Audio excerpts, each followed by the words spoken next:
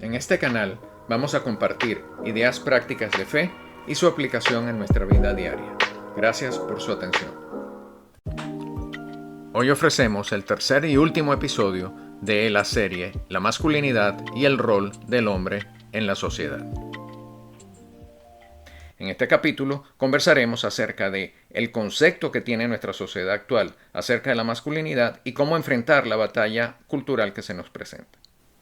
Comencemos diciendo que un hombre que vive su masculinidad acepta con claridad y orgullo la responsabilidad de serlo.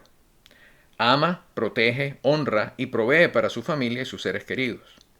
Es un hombre íntegro y es motivado por el amor, la convicción y el compromiso por su familia, y no por comodidad ni conveniencia.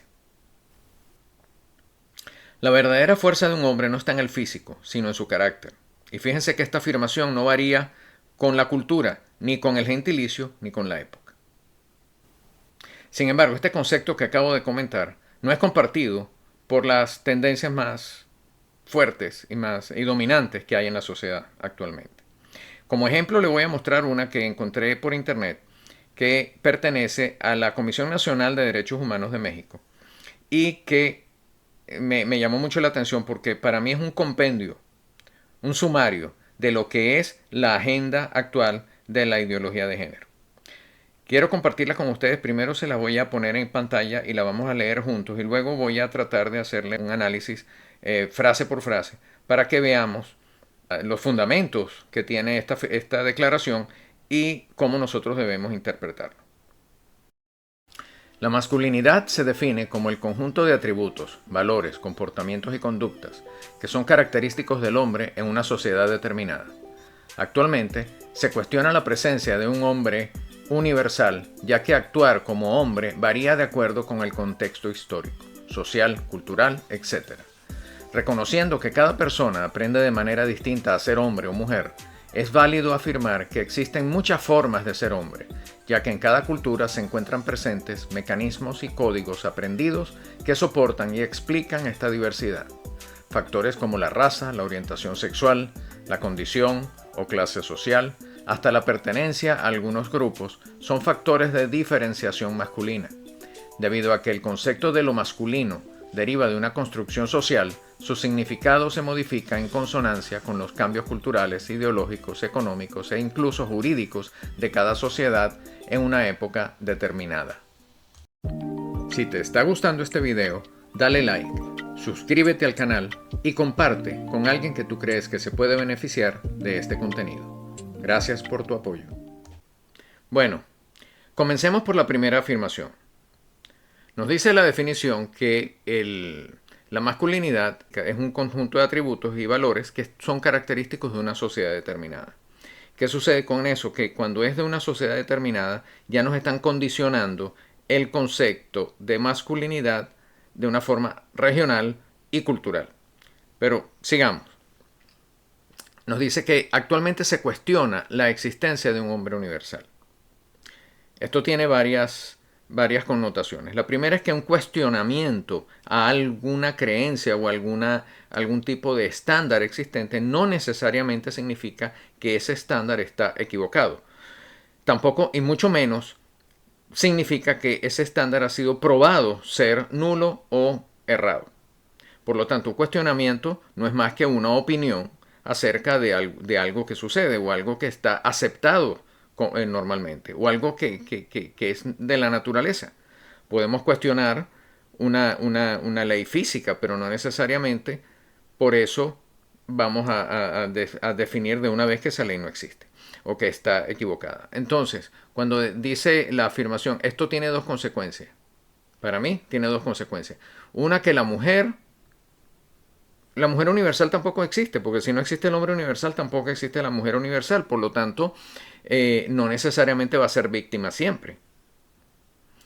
Y segundo, este cuestionamiento, como dije antes, no refleja una verdad absoluta, refleja simplemente una opinión.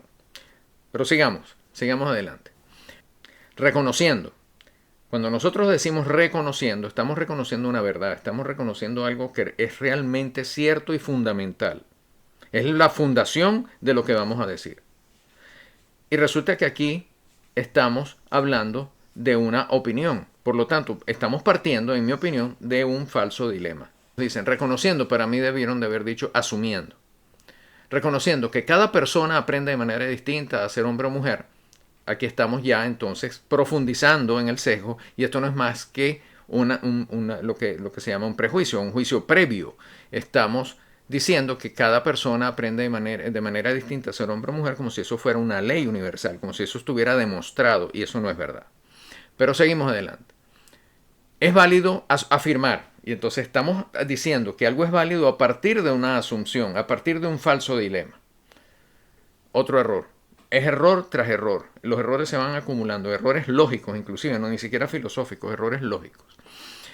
Entonces, en vez de asumir, ellos asumen que nosotros estamos todos de acuerdo en lo que ellos están diciendo, o que por lo menos están hablando sobre una base cierta y comprobada. Y siguen adelante y nos dicen pues que existen muchas formas de ser hombre. Están sencillamente relativizando el concepto de hombre y por lo tanto el concepto de masculinidad. También, sin quererlo o queriendo, están relativizando el concepto de feminidad. Pero seguimos adelante. Más adelante nos dicen son factores de diferenciación masculina. La raza, la orientación sexual, la condición o clase social. Eso es completamente falso porque el ser pobre o el ser rico, el ser de la raza negra o la raza blanca, el ser de un país o de otro país, no en ningún momento eso va a cuestionar o a determinar la masculinidad o el entendimiento que una persona tenga de cómo ser hombre. Un pobre o un rico, los dos son hombres o no lo son. Son masculinos o no lo son, independientemente de su pobreza o su riqueza. O sea que siguen profundizando, utilizando elementos que no están ni siquiera relacionados unos con otros. Pero seguimos. Debido a que el concepto de lo masculino deriva de una construcción social, aquí estamos de nuevo otra vez tomando como cierto algo que no es cierto, tomando como fundamental algo que no lo es. En una construcción social, su significado se modifica en consonancia con los cambios culturales, ideológicos, económicos, etc. Sencillamente ellos están diciendo que no solamente la masculinidad y la hombría son conceptos equivocados que hay que actualizar, sino que con el tiempo y con las diferentes influencias culturales o económicas de cada una de las épocas, ese concepto va a seguir cambiando. El gran problema con estas declaraciones es que permean la inocencia del lector y empiezan a tener inclusive hoy en día implicaciones legales en diferentes países, dando como resultado que nacer hombre y heterosexual es casi que un delito. A mi entender, un chino, un ganés, un ruso, un argentino, cualquier persona de cualquier país, independientemente de su color de piel o de su estatus social, si es hombre heterosexual, va a tener un comportamiento estándar en cualquier lugar donde se encuentre, inclusive en cualquier época. Y eso lo podemos ver. Si eso fuera verdad, lo que ellos están diciendo, el concepto de masculinidad hubiera cambiado hace muchísimo tiempo. Y en todas las épocas, el hombre y la mujer han tenido un comportamiento estándar porque esa es su naturaleza.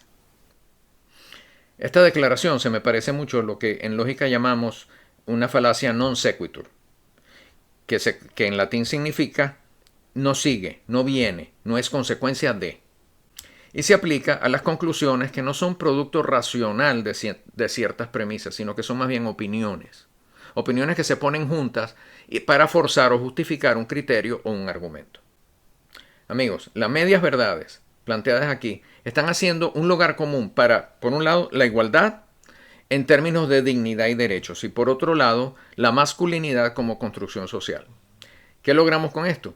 Negar, básicamente, las evidencias científicas, biológicas, psicológicas, hormonales que comentamos en el video anterior, y no son más, en mi opinión, que un argumento falaz con intenciones mediáticas para plantear un falso dilema. Ahora, quiero aclarar que el que quiera creer y aceptar como cierta la definición que nos proporciona la Comisión Nacional de Derechos Humanos de México está en su derecho. Yo defiendo firmemente la decisión de cada quien de creer lo que quiera. Eso es una decisión personal. Pero deseo puntualizar que a mi criterio, en mi opinión, esta definición es incoherente y su contenido está completamente errado y yo invocando el derecho a la libertad de expresión que me asiste y lo asiste a ellos también, sencillamente he decidido exponer y clarificar mi entendimiento y mi criterio personales y expresarlos por este medio. Séneca, un filósofo romano del siglo I, nos dice que la realidad nos confunde. Dilucidémosla. Dice, en lugar del bien abrazamos el mal. Si tenemos deseos contrarios a los que tuvimos. Nuestros votos, nuestros proyectos luchan entre sí. El problema radica en identificar nuestras destrezas, nuestras oportunidades, en definir cuáles son nuestras prioridades en la vida, en no perder el contacto con la realidad. Tenemos sueños en la vida, pero y queremos ser mejores, pero debemos tener constancia en el plan que definimos para lograr nuestros objetivos. Debemos identificar nuestras debilidades y convertirlas en fortalezas. Ya San Pablo en Romanos nos dice que los miembros de mi cuerpo hacen guerra contra la ley en mi mente. Y también nos dice, no practico lo que quiero hacer, sino que lo que aborrezco, eso hago. Y en Gálatas nos dice, el deseo de la carne va contra el espíritu y el del espíritu contra la carne. Debemos asegurar la preservación de la vida, el respeto al objeto creado. Debemos tener respeto por el orden natural de las cosas. Debemos tener respeto irrestricto a la libertad propia y ajena y a la propiedad sin violencia y con responsabilidad. Estas cualidades, en definitiva, las debe tener cualquier persona, pero son imperativas en el ámbito de la masculinidad. Planificar y desarrollar nuestro plan con miras claras, con objetivos claros, midiendo tiempo y recursos, es una actividad muy humana, pero nosotros tenemos también, y por esa misma razón, tenemos que aplicarla al desarrollo de una masculinidad sana. En cualquier ambiente, el hombre masculino debe practicar habitualmente las siguientes virtudes. Primero, las 4 virtudes cardinales: prudencia, templanza, fortaleza y justicia. La prudencia es reconocer sus debilidades. Cuando nosotros somos prudentes sabemos entender cuáles son las amenazas internas y externas, las del ambiente, y aceptar consejos. Es muy importante escuchar a personas calificadas que nos puedan ayudar. La justicia. Justicia es dar a cada quien lo que se merece. Templanza. Dominar el carácter. Dominar el temperamento. Educar el carácter y dominar el temperamento. Fortaleza es la capacidad de enfrentar la adversidad y no quebrarse. También debemos ejercitar la magnanimidad, que nos permite ser generosos, además de justos. Debemos practicar la tolerancia, aceptar y entender los errores propios y ajenos. Debemos practicar el coraje, porque el coraje nos da esa determinación para enfrentar las adversidades a pesar del miedo. Honor. Practicar todas las virtudes anteriores con amigos y enemigos, consigo mismo. Yo recuerdo cuando yo estaba pequeño que hacía alguna travesura y mi padre me llamaba la atención y me hacía prometer que no lo iba a hacer más. Y me pedía la palabra de hombre. Me decía, ¿me das tu palabra de hombre que no lo vas a hacer más? Y yo se la daba y le decía, sí, palabra de hombre. Eso era un compromiso. Un compromiso que es una palabra, inclusive una frase que yo no he escuchado más. Es muy difícil de escuchar. Inclusive que los padres le exijan a sus hijos tener la hombría de enfrentar sus errores y comprometerse a no hacerlo más, o por lo menos a aprender de ellos. Eso hace mucha falta hoy en día. También el hombre masculino debe aprender a recomenzar. Cuando perdemos todo, sea por culpa de quien sea, no echarle la culpa a nadie, sino volver a empezar, aunque sea con gastados instrumentos, sin decir una palabra, sin exhalar nunca más una palabra por la pérdida sufrida. Estas son palabras de Rudyard Kipling en el poema Sí. Y termina ese poema diciendo, serás un hombre, hijo mío. Debe planificar el futuro basado en el bien de la familia, no en el bien propio. Presto a sacrificar lo que haga falta para llegar al estado deseado. Y liderar en libertad, pero siempre con firmeza y responsabilidad grupal. Un hombre no debe desconectarse de sus emociones porque la necesita para desarrollar una mayor satisfacción con la vida, aumentar su autoestima y eventualmente ser así, lograr ser así, un mejor padre, un mejor esposo y un mejor hijo. El hombre debe ser fuerte y rechazar los estereotipos propuestos por estas campañas mediáticas y políticas que nos acechan todos los días. Hay que rechazar la igualdad de géneros y la pretensión de hacer hombres femeninos. Hay que rechazar la represión de los impulsos masculinos naturales. Hay que rechazar las nuevas etiquetas que discriminan y segregan y que irónicamente son esgrimidas por muchos grupos para criticar la supuesta discriminación existente. Hay que rechazar el huir del sufrimiento como una base fundamental de la existencia, porque es justamente en la adversidad donde el hombre se desarrolla, donde el hombre desarrolla su carácter propio de su realidad biológica. Y por último, hay que rechazar los excesos, los extremos como el machismo, el narcisismo, la misoginia, la misandria, la violencia o el abuso, porque en definitiva eso no es de hombres. Un verdadero hombre no acepta este tipo de extremos.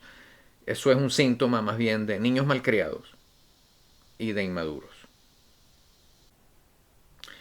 Estas últimas actitudes erróneas que mencioné, que muchas veces están dentro del estereotipo machista, tienen el problema de que no solamente alejan al individuo de su masculinidad, sino que lo incitan o lo llevan a esconder sus emociones, a esconder su verdadera realidad, a esconder lo que le duele, a reaccionar frente a amenazas que tal vez ni siquiera existen y en últimas lo llevan a lo que se llama la compensación. Empiezan a compensar esas necesidades emocionales con promiscuidad, infidelidades, pornografía, vicios, abusos a la familia, caprichos personales, aislamiento, y lo llevan en últimas a la infidelidad propia y de aquellos a los que él se supone debe proteger.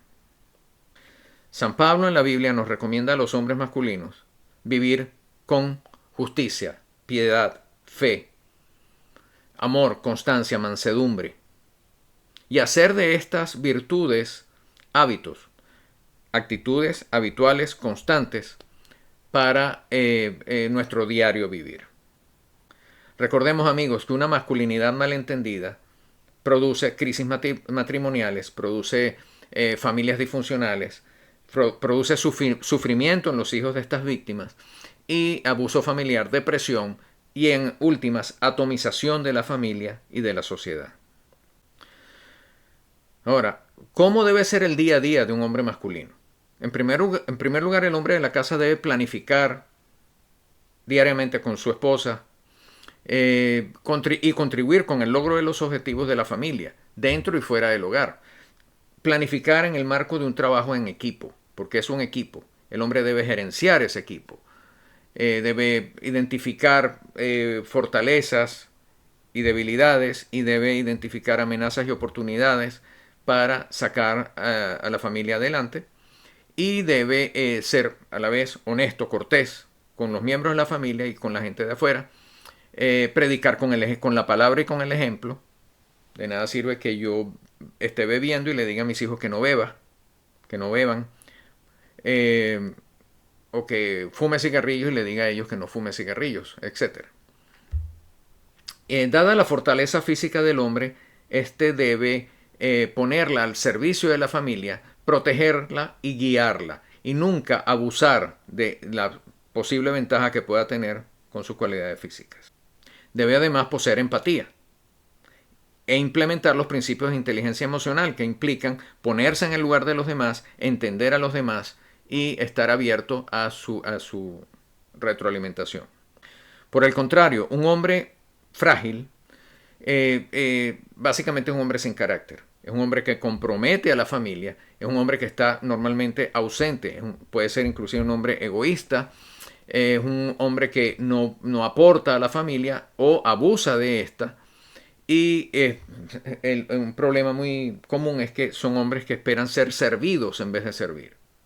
Por el hecho de ser proveedores, ellos aspiran a que la familia sea una especie de grupo de servicio para él. Y eso es un error gravísimo.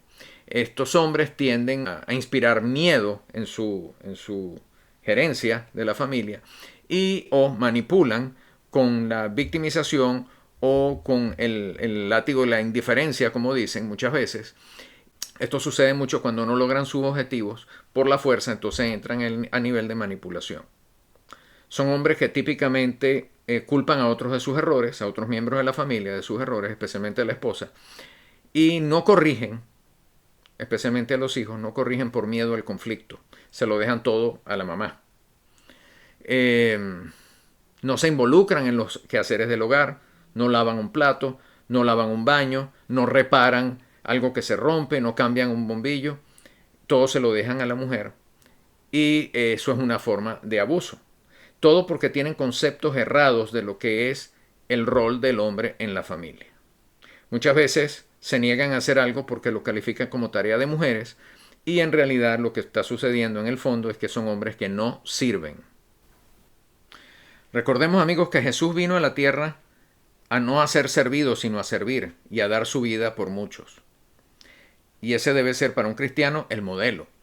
Un hombre debe servir a la familia y a la sociedad. Un hombre debe ser una persona de carácter íntegro, una persona de una sola pieza, inquebrantable, y que cuando se quebranta sabe pedir perdón y sabe seguir adelante, volverse a levantar y sabe seguir adelante.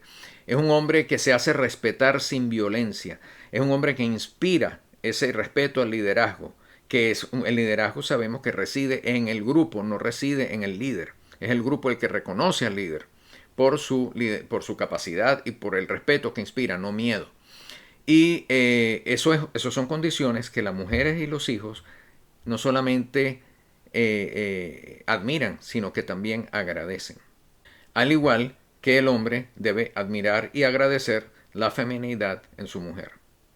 Los niños y hombres que usualmente adoptan una masculinidad positiva tienden a tener una mejor salud mental, a mantener relaciones más sanas y duraderas con otras personas, tienden a crear y a vivir en familias funcionales y tienden a desarrollar durante su vida una mayor autoestima. Todo esto los lleva a vivir una vida más completa y un mayor estado de felicidad. En resumen, amigos, la masculinidad la llevamos por dentro. La llevamos en nuestros genes, en nuestro sistema endocrino, pero la podemos perfeccionar desarrollando buenos hábitos. Recordemos que un niño malcriado, un niño al que nadie le niega nada desde la temprana edad, la madre le da todo lo que pida, apenas lo pide. Un niño que nunca se expone al sufrimiento nunca se le suspende la gratificación instantánea, sencillamente van a crecer siendo personas egoístas, tiranos, van a sufrir mucho en la vida y van a ser los machistas misóginos del futuro. Por eso es que se dice popularmente por ahí que los machistas son hechos por su propia madre. La vida nos enseña varias estrategias para desarrollar una masculinidad apropiada. Lo primero es formarse. Hay que aprender. No podemos partir del punto que ya no sabemos todo. Todos los días se aprende algo. Hay que hacerlo conscientemente, de una forma organizada, formal. Y hay que desarrollar hábitos centrados en nuestra realidad. Hay que huir de los vicios, de los excesos, de los estereotipos. Aprender a cocinar. A mí me gusta mucho ese porque me gusta comer. Y al cocinar no es una tarea exclusiva de la mujer. Tenemos que aprender a limpiar, tenemos que aprender a atender la casa. Somos parte de ese hogar y tenemos que saber hacer todo lo que se relaciona con la manutención del hogar. Porque no solamente por saberlo, sino porque tenemos que ayudar a nuestra esposa. Hay que aprender a hablar con autoridad, dignidad y respeto, con claridad. También tenemos que aprender a ejercitarnos. El hombre masculino tiene que sacar el mayor provecho de su cuerpo. Tenemos que hacer ejercicio diario y ejercicio que demande un esfuerzo. No es una simple caminata. Tenemos que trabajar duro nuestros músculos, especialmente cuando vamos ganando edad. Porque tenemos que asegurar que vamos a servir, que vamos a ser personas útiles hasta el último momento de nuestra vida. Lo más que podamos, lo más que Dios y la naturaleza nos permita. También tenemos que aprender a escuchar. Tenemos que tener buena presencia, estar bien aseados, bien vestidos, de acuerdo con las circunstancias. Debemos ser caballerosos, respetuosos con las damas. Y debemos trabajar. Es muy importante que el hombre trabaje. Y así no solamente trabajamos y proveemos para la familia, sino que le damos un buen ejemplo a nuestros hijos, para que en el futuro ellos puedan mantenerse con su propio esfuerzo.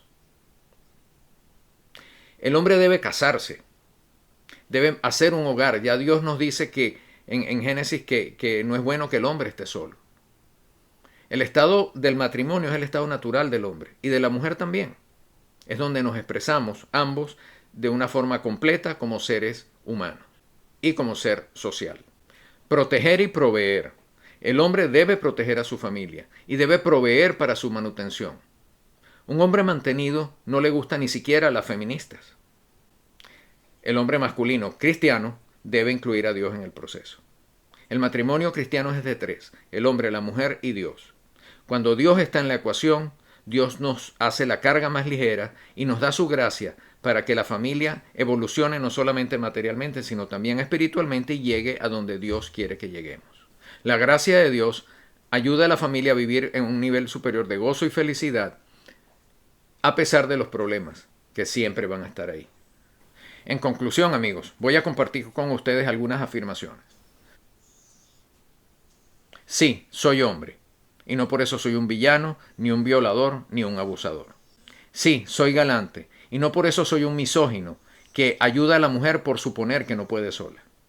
Sí, soy proveedor, pero no por eso soy ni controlador ni chantajista. Sí, aprendo a defender mi masculinidad, porque es parte de mí, es parte de mi identidad. Y sí, soy consciente de que la sociedad no puede mantenerse sin el hombre masculino. Sí, sé que la sociedad puede mantenerse con dos géneros, masculino y femenino, y no nos hacen falta más. Sí, busco la virtud, busco el crecimiento intelectual, profesional, espiritual, y busco enseñárselo a mi familia. Sí, un verdadero hombre respeta a la mujer, respeta su cuerpo, respeta su alma, porque es un don de Dios. Un verdadero hombre ve en cada mujer a su esposa, a su hija, a su madre, a su hermana. Un hombre que practica la masculinidad rechaza el abuso de género, el machismo, la misoginia y la pornografía. En resumen, hombre que se respeta, busca la excelencia, la disciplina, el honor y la dignidad propia y ajena. Amigos, abracemos con gozo nuestro género. Vivamos a plenitud y para la gloria de Dios la masculinidad que Él mismo nos regaló. Viviendo como hombres, para honra y cuidado de las mujeres, sirviendo a la familia y a la sociedad. Recordemos a San Pablo, que nos dice: portaos varonilmente. Con esto, amigos, termina nuestra serie acerca de la masculinidad. Espero que les haya sido de provecho. Tener carácter es no dejarse llevar por el temperamento. Somos responsables solo de lo que podemos controlar. Lo demás, Dios lo dispone según su voluntad.